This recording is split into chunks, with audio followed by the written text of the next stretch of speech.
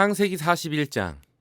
만 2년 후에 바로가 꿈을 꾼즉 자기가 나일 강가에 서 있는데 보니 아름답고 살진 7암소가 강가에서 올라와 갈밭에서 뜯어먹고 그 뒤에 또 흉하고 파리한 다른 7암소가 나일 강가에서 올라와 그 소와 함께 나일 강가에 서 있더니 그 흉하고 파리한 소가 그 아름답고 살진 7소를 먹은지라. 바로가 곧 깨었다가 다시 잠이 들어 꿈을 꾸니 한 줄기에 무성하고 충실한 7이삭이 나오고 그 후에 또 가늘고 동풍에 마른 7이삭이 나오더니 그 가는 7이삭이 무성하고 충실한 7이삭을 삼킨지라. 바로가 깬즉 꿈이라. 아침에 그의 마음이 번민하여 사람을 보내어 애굽의 점술가와 현인들을 모두 불러 그들에게 그의 꿈을 말하였으나 그것을 바로에게 해석하는 자가 없었더라. 술 맡은 관원장이 바로에게 말하여 이르되 내가 오늘 내 죄를 기억하나이다. 바로께서 종들에게 놓아사 나와 떡 굽는 관원장을 친위 대장의 집에 가두셨을 때 나와 그가 하룻밤에 꿈을 꾼즉 각기 뜻이 있는 꿈이라. 그곳에 친위 대장의 종된 히브리 청년이 우리와 함께 있기로 우리가 그에게 말하매 그가 우리의 꿈을 풀되 그 꿈대로 각 사람에게 해석하더니 그 해석한 대로 되어 나는 복직되고 그는 매달렸나이다. 이에 바로가 사람을 보내어 요셉을 부르매 그들이 급히 그를 옥에서 내놓은지라. 요셉이 곧 수염을 깎고 그의 옷을 갈아입고 바로에게 들어가니 바로가 요셉에게 이르되 내가 한 꿈을 꾸었으나 그것을 해석하는 자가 없더니 들은즉 너는 꿈을 들으면 능히 푼다 하더라. 요셉이 바로에게 대답하여 이르되 내가 아니라 하나님께서 바로에게 편안한 대답을 하시리이다. 바로가 요셉에게 이르되 내가 꿈에 나일 강가에 서서 보니 살지고 아름다운 7암소가 나일 강가에 올라와 갈밭에서 뜯어먹고 그 뒤에 또 약하고 심히 흉하고 파리한 7암소가 올라오니 그같이 흉한 것들은 애굽 땅에서 내가 아직 보지 못한 것이라. 그 파리하고 흉한 소가 처음에 7 살진 소를 먹었으며 먹었으나 먹은 듯 하지 아니하고 여전히 흉하더라.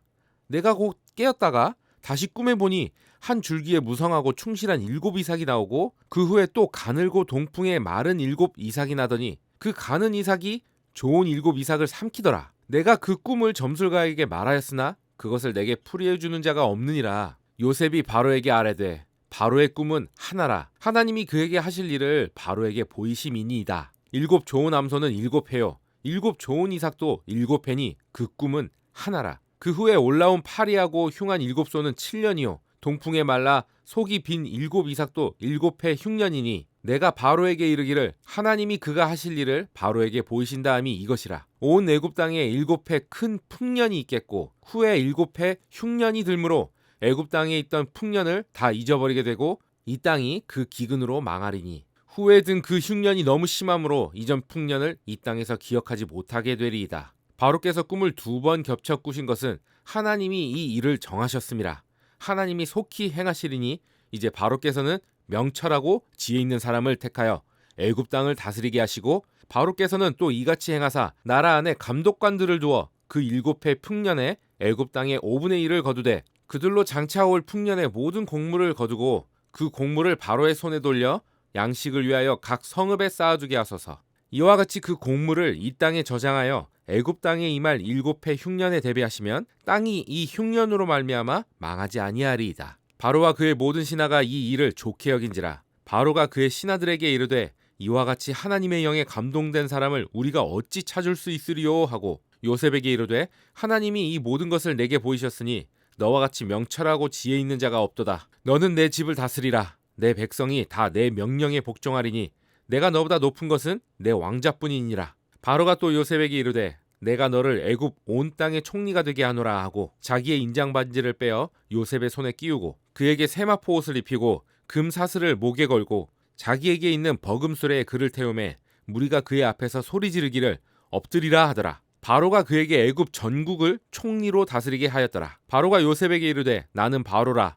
애굽 온 땅에서 내 허락이 없이는 수족을 놀릴 자가 없으리라 하고 그가 요셉의 이름을 사브낫바네아라 하고 또 온의 제사장 보디베라의 딸 아스낫을 그에게 주어 아내로 삼게 하니라. 요셉이 나가 애굽 온 땅을 순찰하니라. 요셉이 애굽 왕 바로 앞에 설 때 30세라. 그가 바로 앞을 떠나 애굽 온 땅을 순찰하니 7회 풍년에 토지 소출이 심히 많은지라. 요셉이 애굽 땅에 있는 그 7년 곡물을 거두어 각 성에 저장하되 각 성읍 주위의 밭에 곡물을 그 성읍 중에 쌓아두매 쌓아둔 곡식이 바다 모래같이 심이 많아 세기를 그쳤으니 그 수가 한이 없음이었더라.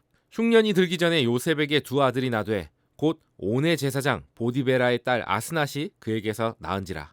요셉이 그의 장남의 이름을 므낫세라 하였으니 하나님이 내게 내 모든 고난과 내 아버지의 온 집 일을 잊어버리게 하셨다 하미요. 차남의 이름을 에브라임이라 하였으니 하나님이 나를 내가 수고한 땅에서 번성하게 하셨다 함이었더라. 애굽 땅에 7해 풍년이 그치고 요셉의 말과 같이 7해 흉년이 들기 시작하매 각국에는 기근이 있으나 애굽 온 땅에는 먹을 것이 있더니 애굽 온 땅이 굶주림에 백성이 바로에게 부르짖어 양식을 구하는지라. 바로가 애굽 모든 백성에게 이르되 요셉에게 가서 그가 너희에게 이르는 대로 하라 하니라. 온 지면에 기근이 있음에 요셉이 모든 창고를 열고 애굽 백성에게 팔세 애굽 땅에게 기근이 심하며 각국 백성도 양식을 사려고 애굽으로 들어와 요셉에게 이르렀으니 기근이 온 세상에 심함이었더라. 세상에서 뛰어난 그리스도인이라는 제목으로 말씀을 나눠보도록 하겠습니다. 성경에서 말하는 그리스도인의 그 어떤 참된 위치가 무엇인지 아십니까? 하나님을 잘 섬기는 그 그리스도인들이 이 세상 가운데서 살아가면서 얻게 되는 그 삶의 어떤 영향력, 그 위치, 그 이미지 이런 것들이 어떤 것인지 아십니까? 그리스도인들이 세상 속에서 어떤 위치를 차지하는가? 여러분 놀라지 마세요. 가장 뛰어난 자예요.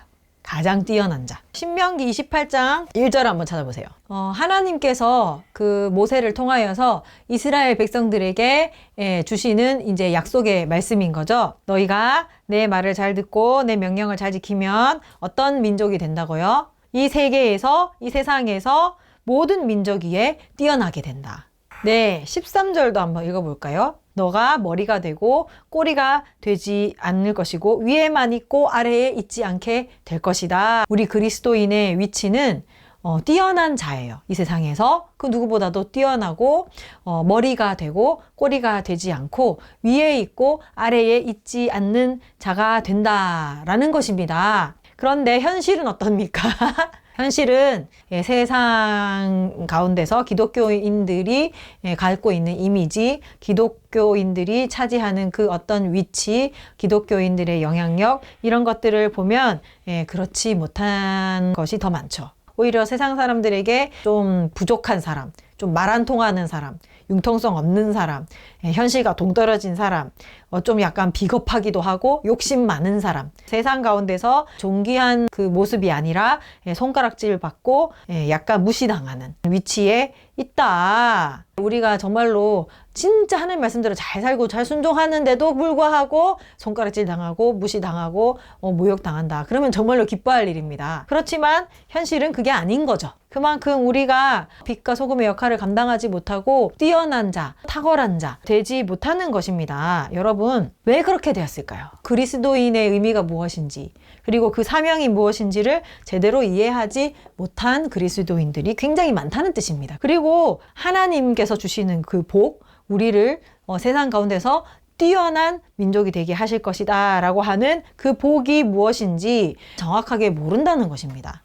이 그리스도인으로서의 삶이 무엇인지를 정확하게 모르기 때문에 세상 속에서 우리가 뛰어난 자, 정말 머리가 되는 자, 위에 있는 자가 되기는커녕 세상 사람들과 별 차이가 없는, 또 오히려 믿지 않는 사람들보다 더 못한 그러한 삶을 살고 있는 모습이 오늘 우리의 모습인데, 여러분, 나는 그리스도인으로서 세상에서 어떤 취급받고 있습니까? 존귀한 자입니까? 세상에서 뛰어난 그리스도인입니까? 한번 돌아보시기를 바랍니다. 뛰어난 그리스도인이란 뭘까 그럼? 아까 신명기 말씀 기억나시죠? 너를 세계 모든 민족 위에 뛰어나게 하실 것이고 너를 머리가 되고 꼬리가 되지 않게 하시고 위에만 있고 아래에 있지 않게 하시리니. 여러분, 너무 듣기 좋은 말씀이지 않나요? 어디를 가든 뛰어나게 하신대요. 모든 세계 민족들보다도 하나님께서 뛰어나게 하신대요. 그리고 머리가 되게 하시고 위에만 있게 하신다. 너무 좋은 말씀이지 않습니까? 하나님의 말씀은 진리이십니다. 믿으십니까? 하나님의 백성들에게 하나님께서는 그러한 은혜를 베푸시는 하나님이신 것을 믿습니다. 그런데 우리는 이 복을 잘 이해하지 못해요. 잘 이해하지 못하니까 그렇게 살지도 못하고 그 복을 누리지도 못하는 거예요. 우리가 생각을 해봅시다. 너가 머리가 되고 꼬리가 되지 않는다. 위에만 있고 아래에 있지 않는다. 모든 민족 중에서 뛰어나게 하신다라고 할 때 뭐를 상상합니까?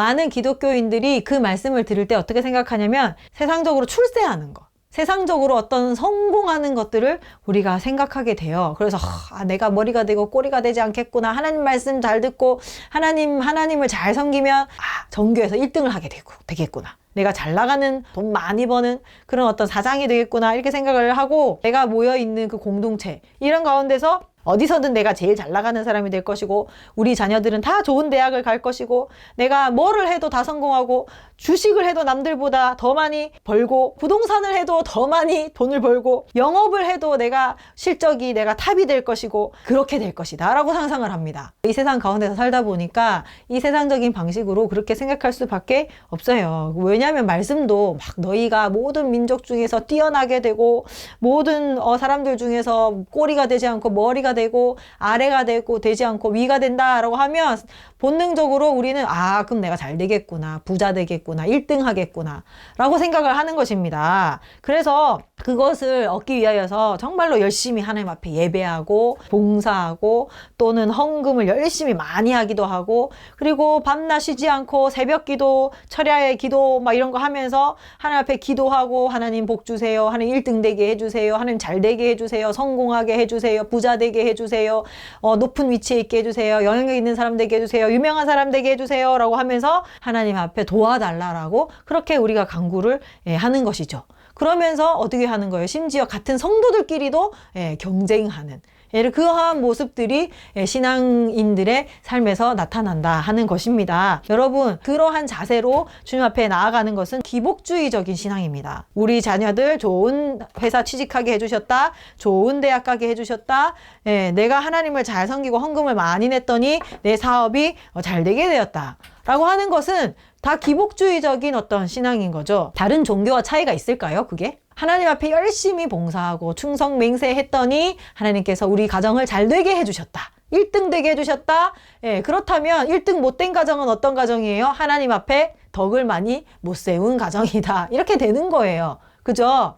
그러면 결국 별로 다른 종교와 차이가 없고, 어떻게 되냐면 어떤 신이 더 센가, 어떤 신이 더 영빨이 있고 어떤 신이 더 나를 잘 되게 해주는 신인가 하는 것을 따라 이렇게 옮겨가게 되는 것입니다. 그래서 중요한 것은 하나님이고 부처님이고 상관없어요. 그냥 누가 더 나를 잘 도와주냐 하는 문제로 귀결되게 되는 것이죠. 그러니까 하나님께서 말씀하신 복은 그런 것이 아닙니다. 그리스도인들이 이 복에 대해서 잘 모르고 하는 소리예요. 잘 모르고 하는 소리. 하나님의 말씀을 듣고 내 명령을 잘 지키면 하나님께서 이러한 복을 주실 것이다 라고 말씀에는 기록이 되어 있죠. 근데 그것을 어떻게 생각하냐면, 하나님을 잘 섬기고 예배 잘 드리면 자동적으로 하나님께서 우리를 부자 되게 하시고 1등 되게 하시고 잘 되게 하시고 머리가 되게 하시고 뛰어나게 하신다 라고 생각하는 거예요. 그러니까 하나님 앞에 뭔가를 잘하면 자동적으로 하나님께서 그 복을 우리에게 주신다 라고 생각하는데, 그래서 이러한 생각으로 신앙생활을 하는 사람이 굉장히 많이 있어요.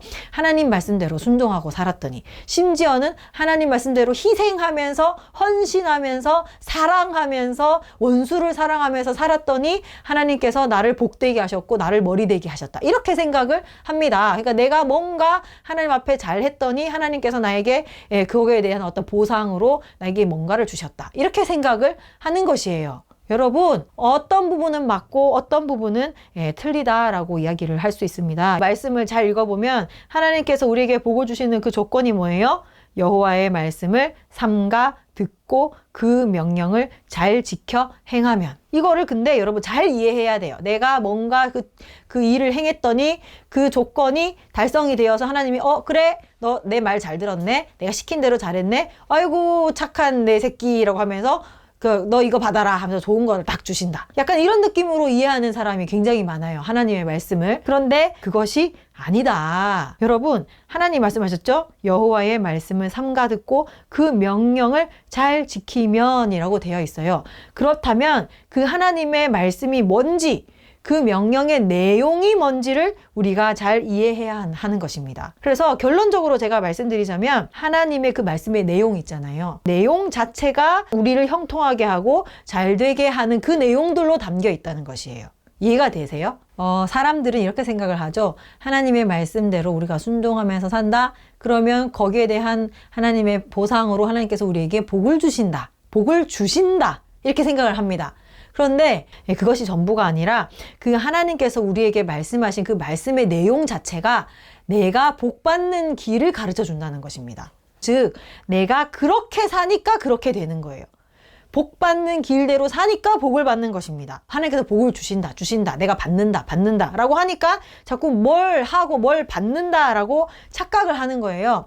그래서 제가 그거를 좀 이해하기 쉽게 얘기를 하자면, 자식과 부모의 관계에서 부모는 자식보다 어른이고 많은 것들을 경험을 했습니다. 아이보다 많은 것들을 알고 있어요. 그래서 그 아이에게 너가 이렇게 살아야지 네가 행복할 수 있어 라고 이야기를 했을 때, 예를 들면 어떤 것들을 얘기해요? 자동차가 지나가는데 이 자동차가 파란불일 때 자동차가 멈춰서니까 우리가 그때 길을 건널 수 있어. 네가 그때 길을 건너지 않고 무시하고 네 마음대로 길을 건너다가는 자동차 사고가 나서 죽을 수가 있어 라고 이야기를 하면, 그 내용 자체가 그 아이가 사는 길인 거죠. 그 아이가 복을 받는 길인 거잖아요. 생명을 얻는 길인 거잖아요. 그죠? 그래서 그 아이가 부모님 말씀 잘 듣고 파란 불 때 손을 딱 들고 길을 건넜다. 그러면 아이고 내 말 잘 들었네 라고 하면 사탕 하나 더 줄 수는 있어요. 용돈을 더 줄 수는 있어요. 그렇다고 해서 사탕 더 받았다고 해서 용돈 더 받았다고 해서 그 아이의 인생이 행복해지는 것이 아니잖아요. 그죠? 진정으로 그 아이가 행복해지는 길은 그 부모님의 말씀에 순종하고 부모님이 가르쳐 주신 그 바른 길을 따라서 살아갈 때 그 아이의 삶이 생명이 있고 그 아이의 삶이 풍요롭고 아름다워지는 것이잖아요. 그죠? 열심히 공부해라. 네 앞길을 준비를 해야 된다. 게으르지 마라. 게으르게 살면 너는 가난하게 될 수밖에 없어. 그 부모님의 말씀을 듣고 순종하고 미래를 위해서 열심히 공부하고 노력하고 애쓰고 그리고 성실하고 정직하게 일한 그 사람은 어떻게 되는 거예요? 자신의 삶이 점점 부유하고 풍성해지는 것이죠. 근데 아이고 뭐 이 세상에 소망이 뭐가 있겠어 라고 하면서 맨날 게임만 하고 술 마시고 도박하고 친구들이랑 놀러 다니고 그러면 어떻게 되겠어요? 그 인생이 망하는 것입니다. 그죠? 부모님의 말씀에 순종을 하면 부모님이 기뻐할 수 있어요. 기뻐하고 아이고 내가 가진 걸 더 도와줘야 되겠다 라고 더 서포트 해주실 수도 있긴 하지만, 결국에는 그 사람의 인생을 행복하게 만들고 풍요롭게 만드는 것은 그 부모님의 말씀대로 살았던 그 삶이 그 사람의 삶을 행복하게 만들어주는 것입니다. 그거를 얘기를 하는 거예요. 그러니까 하나님의 말씀과 명령을 떠나지 않으면 너희가 머리가 되고 꼬리가 되지 않는다. 그 말은 하나님의 말씀 자체가 그러한 복된 길을 살아갈 수 있는 그 방식을 제시한다는 것입니다. 그래서 그 하나님의 말씀이 하나님을 사랑하고 이웃을 사랑하라 라고 얘기를 했어요. 그러면 당장에는 그것이 나에게 어떻게 복이 되고 어떻게 나의 삶을 풍요롭고 아름답게 이끌어가는지는 잘 몰라요. 눈앞에 드러나지 않으니까. 그게 나의 삶에 뭐가 그렇게 도움이 되지? 그것보다는 옆에 사람 등쳐먹고 사기쳐서 그 돈을 뺏어라. 이게 더 나를 행복하게 만들어줄 것 같은데? 눈앞에 보이는 당장의 이익이 더 있을 것 같은데? 라고 생각을 합니다. 그죠? 그런데 멀리 봤을 땐 그게 아닌 거죠. 하나님을 사랑하고 이웃을 사랑하면서 그 사는 삶이 시간은 걸리지만 결국에는 나의 삶을 복되게 만들고 행복하게 만든다 하고 있고, 우리가 그것을 이해를 해야 한다는 것이에요. 그래서 여러분, 그 구체적인 우리의 삶의 지침들을 정확하게 하고 싶으면 성경 많이 보세요. 특히 잠언을 많이 보세요. 잠언 속에 하나님의 백성의 그 형통한 삶을 살아가는 그 삶의 지혜가 무엇인지, 하나님께서 우리에게 가르쳐 주시는 그 삶의 방식이 무엇인지가 거기에 나와 있어요. 여러분, 하나님께서 우리를 뛰어나게 하신다라는 그 말씀의 복음, 그 진리의 말씀대로 우리가 살았기 때문에 그런 거예요. 살았기 때문에. 그래서 하나님께서 기뻐하시고 더 형통하게 하시는 그런 어떤 부분들도 있겠죠. 그죠? 궁극적으로는 그 말씀대로 우리가 살았기 때문이에요. 그래서 우리가 그 하나님의 말씀을 잘 알아서 그렇게 살아갈 때 우리 인생이 뛰어나게 될 것이고, 그 하나님의 말씀을, 삶의 진리를 모르는 주변 사람들에게 알리면서 잘 되게 도와주는 것. 이것이 그리스도인이 뛰어나게 되는 그 삶입니다. 예, 이것은 정말로 하나님의 지혜를 가진 사람만이 이러한 삶을 살 수가 있고, 그러한 사람이 자신의 인생을 형통하게 되게 할 뿐만 아니라 내가 복의 통로가 되어서 다른 사람의 삶도 풍요롭게 한다. 이런 사람이 여러분 세상에서 어떻게 꼬리가 되겠습니까? 꼬리가 될 수가 없죠. 당연히 머리가 될 수밖에 없는 거예요. 그거를 지금 성경에서 이야기를 하고 있는 겁니다. 이러한 복의 정석을 보여주는 것이 오늘 요셉의 삶이다. 요셉은 뛰어난 그리스도인의 삶의 표본인 거죠. 요셉의 인생에서 가장 어떻게 보면 하이라이트, 라고 볼 수가 있는데요. 요셉이 형들에게 팔려서 노예가 되었죠. 노예에서 더 낮은 죄수로 이 인생 밑바닥까지 떨어졌어요. 그러다가 갑자기 어느 날 그 당시에 가장 강대국 애굽의 총리가 되었다. 와, 그것만큼 극적인 일이 어디 있겠습니까? 애굽에서 바로 왕 다음에 2인자가 되었다는 거예요. 여러분, 그래서 이 이야기가 되게 인기가 많거든요. 와, 뛰어난 사람이 되었구나. 하나님이 정말로 복을 주셨구나. 이렇게 생각을 합니다. 여러분, 근데 아까 들었던 말씀을 다시 한번 잘 생각해 보셔야 돼요. 요셉이 애굽의 2인자가 되었기 때문에 뛰어난 사람이 된 것입니까? 아니에요. 우리는 자꾸만 애굽에서 2인자가 되어야지만이 뛰어난 사람이 된다. 내가 우리 회사에서 가장 실적 좋은 사람이 되어야지만이 내가 뛰어난 사람이 된다.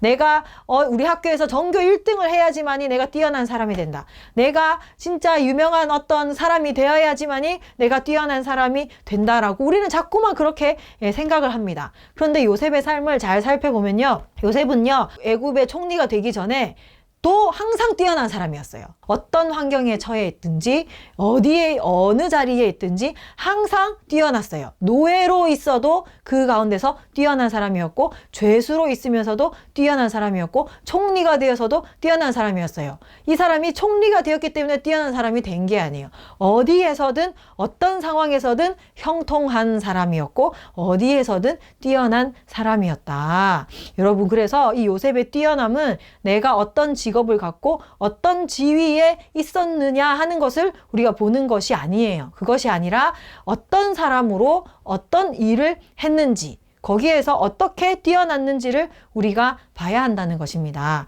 요셉이 한 일을 봐야 된다는 거예요. 의미를 우리가 봐야 한다는 거죠. 그것이 다른 사람보다 뛰어난 삶이었다라는 것을 우리가 기억해야 한다는 것입니다. 여러분, 오늘 요셉의 이야기를 보면요. 요셉은요, 누구도 하지 못한 일을 했어요. 그 애굽에서 가장 뛰어난 사람들이 모여 있다라는 그 그룹에서 거기에서도 누구도 하진 못한 일을 거기에서 해냈어요. 바로의 꿈을 해석해내고, 그리고 앞으로 일어날 일들을 예견해내고, 그래서 미래의 멸망을 막아내고, 그 대처 방안을 제시하고, 그리고 그 일을 해낸 사람이 오늘 요셉의 이야기입니다. 41장의 이야기예요. 아무도 이 일들을 하지 못했어요.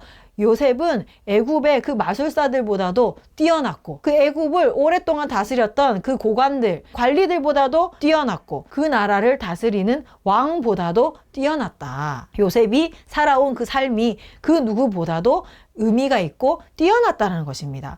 그것이 그리스도인의 뛰어남인 거죠. 그러니까 어떤 지위, 내가 뭐 총리가 됐네 안 됐네, 그게 중요한 게 아니라는 것입니다. 내가 무엇을 했는가, 그리스도인으로서 어떤 뛰어난 삶을 살아갔는가, 그것이 중요한 것이라는 거죠. 여러분, 요셉이 어떻게 그렇게 살 수 있었을까요? 요셉은 하나님을 아는 사람이었고 하나님을 경외하는 사람이었습니다. 그렇기 때문에 이러한 삶을 살 수 있었다는 것입니다. 어떻게 그게 가능했는지 한번 볼까요?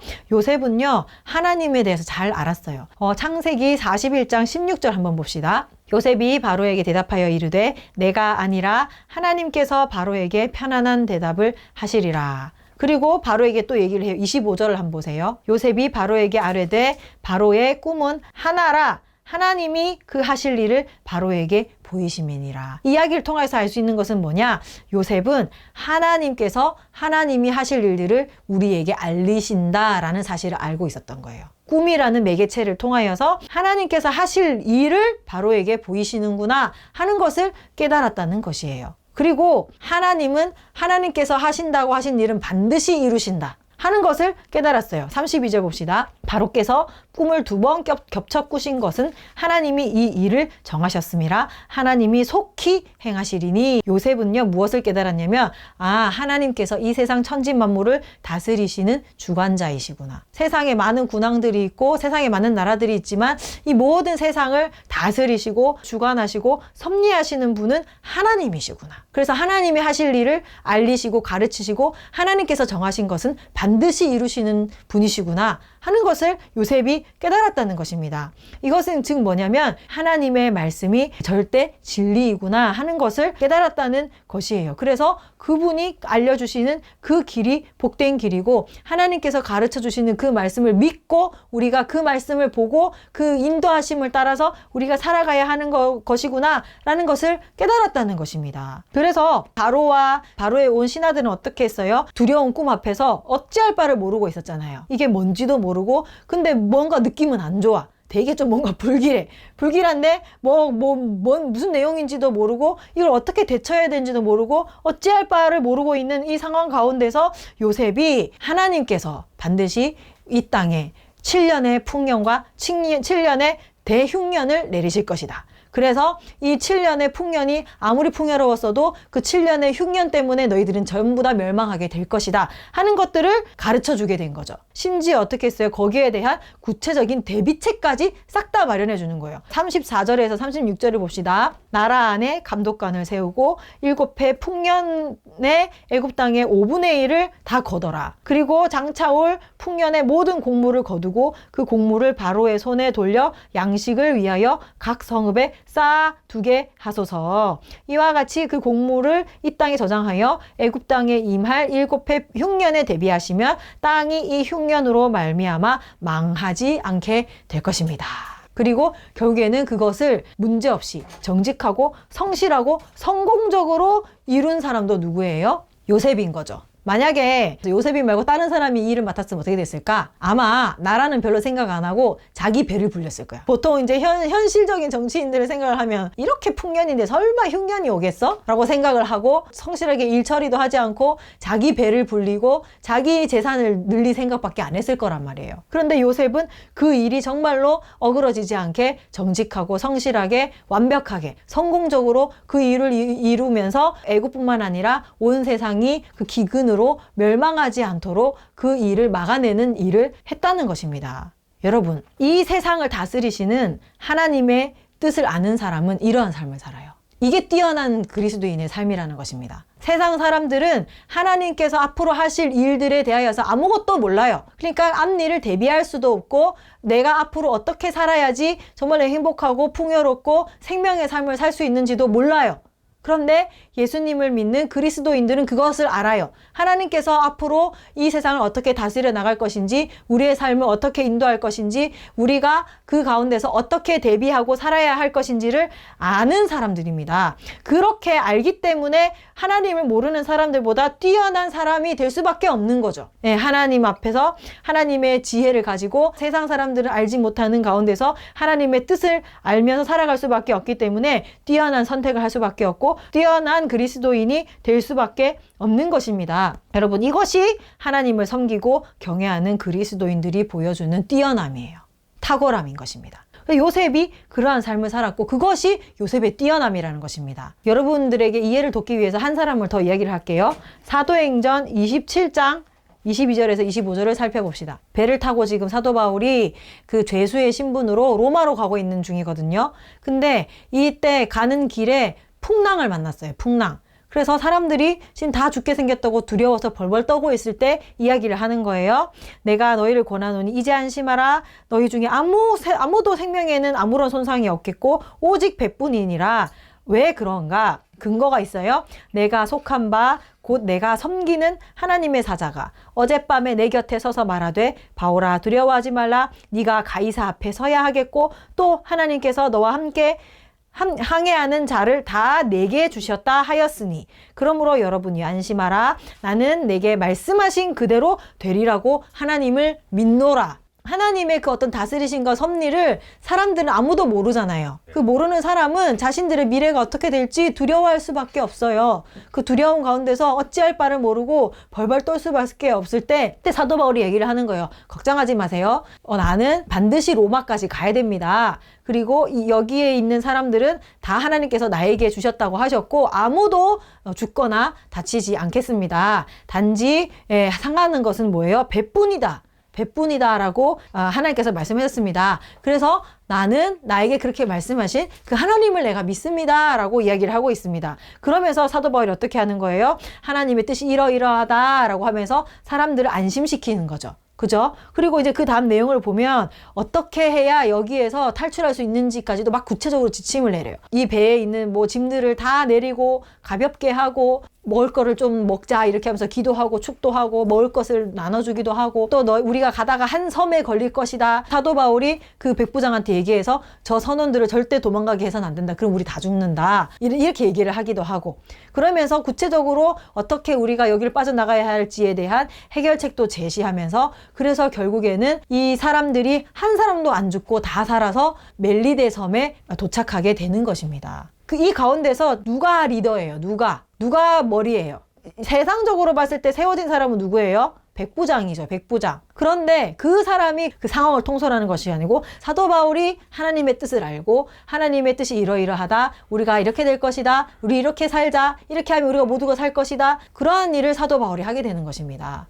여러분, 이게 그리스도인의 탁월함이에요. 죄수의 신분에 있든지 총리가 되든지 그게 중요한 게 아니에요. 그게 중요한 게 아니고 언제 어디서든 나는 하나님의 뜻을 알아서 그 뜻대로 형통한 삶을 살아갈 뿐만 아니라 다른 사람들에게도 형통한 삶이 무엇인지를 알려주는 그 사람. 그게 그리스도인이고 이 세상에서 뛰어난 자라는 것이에요. 머리가 되고 꼬리가 되지 않는 자이고 위에 있는 자고 아래에 있지 않은 자예요. 그러면서 뭐예요? 결국에는 이 세상을 섬겨나가는 거죠. 그죠? 그래서 그것이 오늘 요셉의 삶이었다라는 것입니다. 여러분, 그렇게 뛰어난 사람들은 사람들에게도 인정을 받을 수밖에 없겠죠. 아까도 보면 그 사도 바울 이야기에도 보면 그 군인들이 이제 그 배가 완전 파손했거든요. 파손했을 때 그 군인들이 이 죄수들이 도망갈 수 있으니까 다 죽이자라고 했어요. 근데 그 백부장이 사도 바울을 살리려고 그렇게 하지 말자라고 얘기했습니다. 그러니까 사람들에게도 백부장이 봐도 사도 바울이 범상치 않은 사람이거든요. 그 사람 때문에 살았거든요. 그러니까 사도 바울을 지키고 보호해 주려고 한단 말이에요. 그래서 그 어떤 것들이 모든 것이 선하게 작용하여서 사도 바울이 로마까지 가게 되는 거예요. 그래서 사도 바울이 죄수가 되었지만 이 사도 바울이 찌질한 자입니까? 세상에서 찌질하고 손가락질 받는 자입니까? 아니에요. 어디서든 인정받고 어디서든 뛰어나고 어디서든 형통한 자입니다. 그래서 이런 사람들은 결국에는 어디서든지 다스리는 자가 된다. 여러분, 이것이요 하나님께서 우리를 향하신 계획이다. 이것이 복의 통로로서의 역할이라는 것입니다. 여러분, 자꾸만 내가 잘 돼서 앞으로 잘 돼서 내가 유명한 사람이 되어서 내가 돈 많이 벌어서 주변 사람들에게 맛있는 거 사주고 그게 복의 통로지, 그게 아니에요. 세상 사람들이 나보다 돈 더 많아요. 여러분, 더 똑똑하다고요. 더 잘난 사람 많다고요. 여러분, 세상에서 뛰어나다는 것은 그러한 세상적인 어떤 성공의 차원이 아니라는 것입니다. 그것을 넘어서는 다른 차원의 뛰어남이라는 거예요. 그래서 여러분, 자꾸만 하나님 잘 믿는다 하면서 돈 많이 벌려고 하지 마세요. 왜 자꾸 돈을 많이 벌려고 하세요? 그것으로 세상 사람들을 도와줄 수 있다고 생각하십니까? 아니에요. 큰 착각이에요. 그런 방식으로 세상을 섬겨나가려고 하면 절대 세상을 섬길 수가 없습니다. 여러분, 자꾸만 1등 되려고 하지 말고 유명한 사람 되려고 하지 마세요. 그게 아니라 하나님의 지혜로 하나님의 뜻을 분별하여서 이 세상을 어떻게 살아가야 되는지를 잘 아는 사람이 돼야 됩니다. 그렇게 살아가면서 형통한 사람이 돼야 되는 거예요. 언제 어디서든 어떤 환경에서든 하나님 뜻 안에서 살면서 내가 형통한 자가 되고, 그리고 그러한 삶의 방식이 무엇인지를 사람들에게 가르쳐주고 알려주어서 그 사람들의 문제까지도 해결해 줄 수 있는 사람, 그것이 복의 통로라는 것입니다. 여러분, 하나님의 그 말씀대로 이렇게 살아야 됩니다 라고 가르쳐 줄 때, 그 말이 맞군요, 당신의 삶의 방식이 옳습니다 라고 환영해 주는 사람이 많은 가운데 있으면 요셉처럼 총리가 될 수도 있고, 내 마음대로 살려 하고 하나님을 대적하는 사람들이 많은 그 무리에 속해 있으면 죄수도 될 수 있는 거예요. 그러니까 내가 어떤 형편에 처해 있고 어떤 지위에 있고 그게 중요한 게 아니라는 거죠. 어떤 지위, 어떤 직업, 이게 중요한 게 아니라 어디서든지 하나님의 말씀대로 나는 살아갈 뿐이고, 언제 어디서든지 형통할 것이고, 그 가운데서 하나님의 이름을 드러내고 나타나는 것이고, 그 가운데서 내 말을 지지해 주는 사람이 많을 때 나는 또 환영을 받을 때도 있고, 하나님을 대적하는 사람들이 많을 때는 버림받을 때도 있다는 것입니다. 여러분, 결국에는 우리는 이런 요셉과 같이 뛰어난 그리스도인이 되어야 한다. 여러분들의 삶이 그러한 삶이 되기를 축복합니다. 어떻게 뛰어난 그리스도인이 될 수 있을까요? 제가 계속 말씀합니다. 하나님을 경외합시다. 하나님을 잘 아세요. 그 지혜가 있어야 됩니다. 하나님께서 우리에게 말씀하시는 그 말씀의 내용이 뭔지를 아셔야 됩니다. 여러분, 요셉은 어떻게 하나님에 대해서 잘 알게 되었을까요? 그 말씀대로 살아야지 내가 형통할 수 있다라는 사실을 어떻게 알게 되었을까요? 자기의 고조부 아브라함 부터 시작해서 이삭, 그리고 자기 아버지 야곱을 이르기까지 그들과 함께 하셨던 그 하나님의 이야기에 대해서 잘 들었을 것입니다. 그것 말고는 하나님에 대해서 알 수 있는 방법이 없어요. 잘 들었을 거예요. 아브라함을 인도하셨던 하나님, 아브라함 가운데서 말씀하셨던 하나님, 아브라함의 삶 가운데서 소돔과 고모라 이야기도 들어봤겠죠. 그 할아버지를 아브라함이 제물로 바치려고 했던 이야기도 들어봤을 것이고, 우리 할머니, 그리고 또 그 위에 할머니가 자식이 없어서 하나님 앞에 기도해서 귀하게 얻은 자식이다 하는 것도 들었을 것이고, 아브라함에게 약속하신 그 하나님의 약속도 들었을 것이고, 우리 아버지 야곱을 통하여서 내가 이렇게 힘들게 살았는데 사닥다리로 나타나신 그 하나님의 이야기도 들었을 것이고, 야곱과 씨름한 그 하나님 이야기도 또 들었을 것이고, 다 들었을 거예요. 요셉이 특히 아버지를 따르고 함께하고 아버지를 사랑한 아들이라는 것을 아셔야 돼요. 아버지가 그걸 다 이야기해 줬을 거란 말이에요. 그 가운데서 하나님에 대해서 알게 되었고, 그 하나님을 붙들고 그 노예 시기에 죄수의 신분으로 살아가는 그 시기에 그 하나님에 대한 그 지식을 붙들고 하나님과 동행하는 그러한 삶을 살면서 하나님을 체험을 했을 것입니다. 여러분, 우리도 하나님에 대해서 잘 알아야 되고 하나님의 말씀에 대해서 잘 알아야 됩니다. 계속 묵상하셔야 됩니다. 잘 아셔야 돼요. 내용을 알아야 돼요. 무슨 내용인지를 알아야 돼요. 그냥 하나님 믿으면 잘 된다, 이게 아니에요. 그게 아니라 어떻게 살아야 잘 되는지 내용을 알아야 돼요. 그 내용을 알아야 되고, 하나님이 어떻게 이 세상을 다스리시고 섭리해 나가시는지, 앞으로 우리의 인생은 어떻게 될 것인지 그것에 대해서 잘 알아야 돼요. 성경에 그대로 다 나와 있어요. 그 말씀을 붙들고 여러분 기도하세요. 기도하면 하나님의 그 말씀이 살아서 내 심령과 골수를 쪼개면서 내 상황에 딱 맞게 하나님께서 우리의 삶에 말씀하십니다. 여러분 다 경험해 보셨죠? 우리의 삶에 말씀하시고 각자 다른 그 구체적인 상황 가운데 하나님의 말씀과 연결이 되어서 그 말씀 가운데 하나님의 뜻을 알게 되고 우리의 길을 인도받게 되는 것입니다. 하나님께서 어떻게 살아야 하는지 그 각자에게 그 길을 알려주십니다. 그래서 하나님의 말씀을 잘 알고 하나님에 대해서 잘 알아야 됩니다. 그리고 그분의 말씀을 믿으세요. 하나님은 말씀하신 대로 반드시 이루시는 분이십니다. 하나님은 요셉의 꿈을 통하여서 너가 너의 집안을 다스리는 사람이 될 것이다. 너의 집안에서 머리가 될 것이다. 라고 말씀하셨고 그대로 이루어졌어요. 그리고 하나님께서는 그 술 맡은 관원장과 떡 굽는 관원장의 그 앞으로 일어날 일들에 대해서 하나님이 계획하신 뜻에 대해서 말씀하셨고 그대로 다 되었어요. 그리고 오늘 애굽에 온 땅에 7년간의 풍년과 7년간의 흉년이 있을 것이라는 것을 말씀하셨고 그대로 하나님께서는 반드시 이루셨습니다. 여러분, 하나님의 말씀은 진리예요. 하나님께서 그렇게 하신다면 반드시 그대로 될 것을 믿으시기를 주님의 이름으로 축복합니다. 아멘.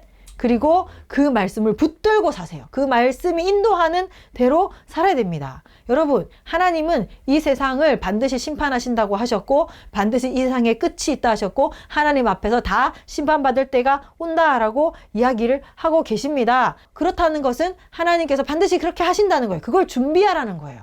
그걸 준비해라.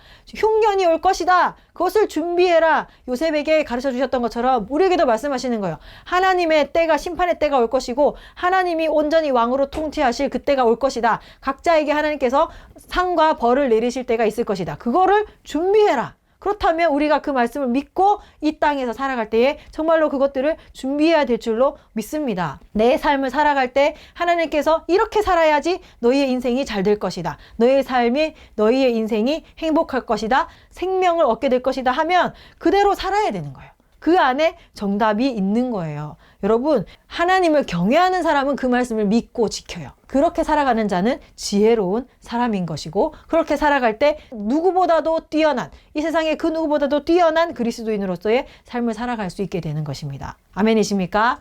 그리고 여러분이 그렇게 살면서 사람들에게 보여주면서 이 지혜로 세상 가운데 나아가세요. 세상에 나아가세요. 나아가서 수많은 사람들에게 자기의 인생을 어찌할 바 모르고 당황하고 여기에 물어봐도 모르고 저기에 물어봐도 모르는 수많은 문제 가운데서 어려워하는 그 사람들에게 나아가서 어떻게 해야 하는지를 가르쳐 주세요. 그들의 문제점이 무엇인지를 말씀을 통하여서 깨닫게 하고, 그리고 그들의 삶의 문제의 해결을 어떻게 해야 하는지 하나님의 말씀을 통하여서 그 해결책을 제시해 줄 수 있어야 하는 것입니다. 그것이 그리스도인의 뛰어남입니다. 여러분, 하나님을 인정하고 하나님을 존중하는 사람은 그 문제점과 해답을 다 알게 되어 있어요. 그래서 하나님 방식대로 우리가 살아가야 한다. 그래야 생명을 얻게 된다. 그렇지 않으면 망한다 하는 것을 사람들에게 알려줄 수 있게 되는 것입니다. 그러면서 이 세상에서 그 누구보다도 뛰어난 해결책을 제시하고 뛰어난 삶을 살아가게 되는 것입니다. 여러분, 내 주변 사람들을 미워하고 사랑하지 못하는 사람들에게 사랑합시다 라고 이야기합시다. 그것이 우리가 사는 길입니다. 하나님 말씀하셨어요.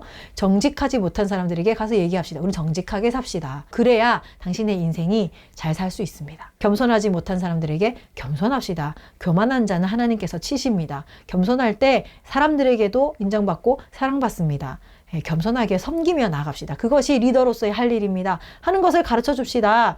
이러한 삶을 살아갈 때 우리가 형통하게 될 것이고 하나님이 그러한 삶을 살아가는 자를 형통하게 하시도록 정하셨다라고 사람들에게 이야기를 해 주어야 됩니다. 함께 고민하면서 그들의 삶에 하나님의 나라가 임하도록 도와주는 것. 그것이 요셉이 오늘 한 일이고 그것이 우리가 해야 할 일이고 그것이 뛰어난 그리스도인으로서 살아갈 수 있게 하는 삶인 줄로 믿습니다. 아멘. 우리가 중요한 것은 정말로 하나님의 그 지혜가 무엇인지를 깨닫고 내가 그렇게 사는 거예요. 1번이 내가 그렇게 살아야 돼.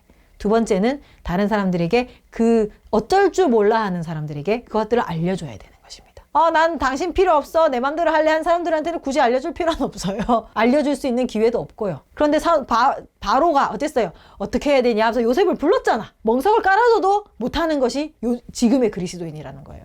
그러니까 사람들이 야 내가 이런 문제가 있어. 어려운 사람들이 상담하러 와요. 거기에서 밥만 사줄 게 아니고 잠만 재워줄 게 아니고 난 이렇게 살았다. 이렇게 살았더니 하나님께서 이렇게 역사하셨다. 그리고 그거를 보여주고 그리고 너도 이렇게 살자. 하나님의 말씀은 이러이러한 것이고 너의 인생은 앞으로 이러이러하게 될 것이다. 하나님 말씀대로 우리가 대비하고 이렇게 살아가면 우리는 잘 살 수 있다. 행복하게 살 수 있다. 생명 얻을 수 있다. 알려줘야 된다니까요. 근데 그 지혜가 없으면 알려줄 수가 없어요. 그냥 둘이서 술 마시고 밥 먹다 끝나는 거예요. 그러한 삶이 되면 안 된다는 거죠. 물론 그들의 힘든 것들을 들어주고 아이고 힘들었지 하는 것도 필요합니다. 그렇지만 궁극적으로 그들이 하나님 앞에 나아가도록 기도해주고 애쓰고 노력하고 삶의 지혜를 가르쳐줘야 된다는 것입니다. 그렇게 살 때 우리는 하나님의 지혜로 내가 있는 그곳을 온전히 다스리는 자로 세워집니다. 다스리는 자로 세워주십니다. 그것이 하나님께서 우리에게 원하시는 것이에요. 여러분, 아담은 실패했어요. 아담은 다스리는 자로 세워졌지만 하나님의 지혜로 이 세상을 다스리지 않고 내 생각대로 하려고 하다가 망했습니다. 그게 아담이에요. 그죠? 하나님은 그거를 다시 회복시키기를 원하시는 거예요. 그래서 하나님의 지혜로 하나님의 그 섭리를 이해하여서 하나님의 그 어떤 방식으로 이 삶을 살아나가고 내 주변을 다스려 나가는 그 사람을 하나님은 세우시기를 원하시는 것입니다. 그것이 이 세상에서 뛰어난 자라는 거죠. 요셉이 그것을 보여주었고 궁극적으로 예수 그리스도를 통하여서 그것이 드러나고 나타나게 된 거죠. 완성이 되어진 거죠. 그죠? 예수님은 하나님의 길과 하나님의 방식을 온전히 아신 분이십니다. 말씀이신 예수님께서 이 땅에 오셔서 우리의 삶의 모든 문제들을 가르쳐 주시고 어떻게 살아야지 그 문제를 해결할 수 있는지를 알려주시고 뿐만 아니라 그 문제를 해결할 수 있도록 그 일을 행하신 분이 하나님 예수 그리스도이십니다. 아멘이십니까? 요셉과는 차원이 다른 더 놀라운 일을 행하신 분이 예수 그리스도이신 거죠. 그죠? 그래서 그 예수 그리스도의 이름을 하나님께서 높이셔서 이 온 세상 천하 만물을 다스리는 권한을 예수 그리스도에게 주셨고 그 예수 그리스도께서 하나님의 지혜로 이 세상 사람들을 구원하면서 하나님을 따르지 않는 자들은 심판하면서 예수님께서 이 세상을 온전히 다스려 나가시는 것입니다. 온 세상 가운데서 뛰어난 이름이 되셨잖아요. 예수 그리스도께서. 위에서 왕으로 군림하는 것이 아니라 우리를 끝까지 섬기시면서 가장 낮은 자리에서 우리를 섬기시는 가장 뛰어나신 그리스도잖아요. 우리도 그러한 삶을 살아야 된다는 것입니다. 우리도 이러한 삶이 하나님께서 계획하신 뛰어난 그리스도인의 삶이고 그리스도를 닮는 삶이고 세상과는 차원이 다른 뛰어난 삶이다. 그것이 우리의 본질이고 우리의 사명이라는 것입니다. 총리가 되는 것이 중요한 것이 아니다. 거기에 집착하지 말라. 그게 아니라 하나님을 경외하고 하나님의 섭리를 깨닫는 것이 중요한 것입니다. 그것을 깨닫고 그러한 삶을 살면서 하나님께서 주시는 그 형통함을 누리는 삶을 사는 것이 중요한 것이에요. 그리고 그것을 다른 사람들에게도 알려주고 어떻게 살아야 되는지 가르쳐주는 것이 우리에게 필요한 것입니다. 하나님을 모르는 자들에게 하나님의 영광을 드러내고 그 가운데서 우리가 뛰어난 자로서의 역할을 감당하게 되는 것이죠. 네, 말씀을 정리할게요. 하나님을 경외합시다. 하나님의 그 말씀이 진리임을 믿읍시다. 그 말씀대로 살아야지 생명을 얻고 복을 얻게 된다는 그 진리를 여러분들이 발견하시기를 바랍니다. 그대로 살아냅시다. 복을 얻고 형통한 자가 됩시다. 그 영적인 진리를 나만 아는 것이 아니라 다른 사람들에게도 알려주고 그들의 삶을 생명의 길로 인도하는 일을 합시다. 그것이 뛰어난 그리스도인, 이 세상을 다스리는 그리스도인으로서의 삶입니다. 어디서든지 총리가 되어서든지 죄수가 되어서든지 우리를 인정하며 하나님께 영광을 돌리는 그러한 일이 일어날 줄로 믿습니다. 그러한 삶이 우리의 삶에 충만하게 나타나기를 주님의 이름으로 축복합니다.